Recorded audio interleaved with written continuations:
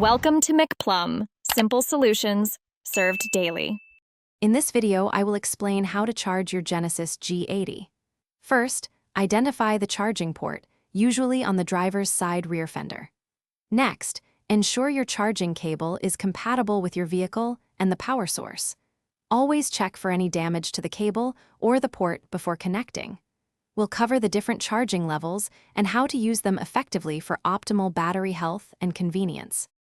Level 1 charging is the slowest, using a standard 120-volt household outlet, perfect for overnight charging. Level 2 charging, however, utilizes a 240-volt outlet, significantly reducing charge times. Many owners install a dedicated Level 2 charger at home. Remember to monitor your charging progress using the Genesis mobile application for convenience and peace of mind. For the fastest charging experience, utilize DC fast charging stations. These stations can rapidly replenish your Genesis G80's battery, making them ideal for longer trips.